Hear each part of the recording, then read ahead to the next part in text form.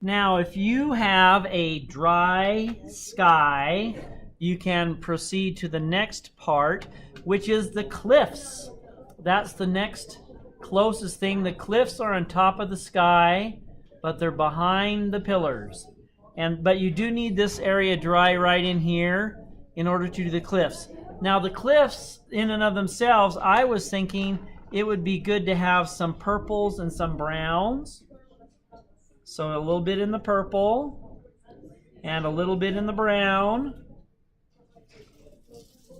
And you're going to do these ones kind of one section at a time. I'm going to start on this one right here, and hopefully you guys can handle it when I turn the paper sideways, because I want to have the tip of the brush in here so I can put in the paint. So I'm going to, in the middle part right over here, I'm going to put in some water. That's always the first step. But notice the water puddle does not go up to the pencil line. It's still a ways away from it. Then I'm going to get some of that brown I was talking about, and I'm going to paint up to the line. Yeah, let's get a little more brown than that. It's going to be a brown purple too. And so I started with, you can start with purple if you want too, with those. I started with brown just because that's what I started with.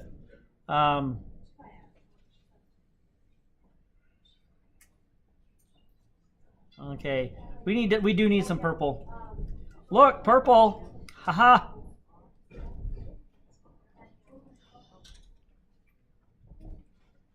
Purple Mountain's Majesty, above the fruited plains.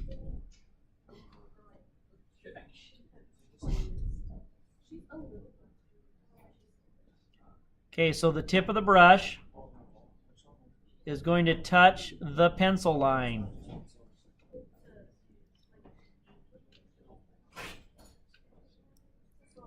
Now this will be a little bit harder as I get to the inside portions because I have to go over areas that might be wet. That's why I picked this one first. Okay, so I got some purple and I got some browns in there. Let's put this a little bit here. And I like to have these brush strokes go kind of in a vertical fashion because it's helping to illustrate the direction of the cliff face. It has a strong up and down component there too. So if I take it, like here it has some brown, and I streak it down like this, that's a cool thing.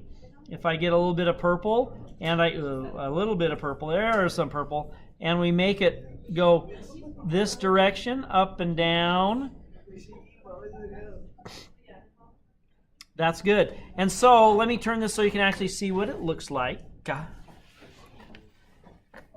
So now we have this section of the painting, the cliffs right here, with some marks of that brown.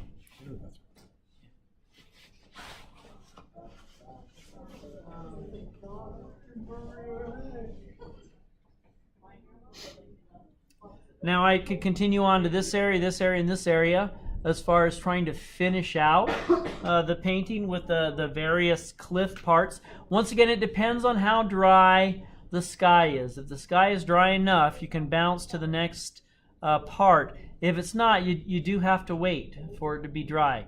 Otherwise, the brown or the purple of the cliff will ooze right on into the sky a little bit. So that's one of the essential parts. So I'm going to go ahead and finish those. I don't think I need to record doing that. So I'm going to hold off on that.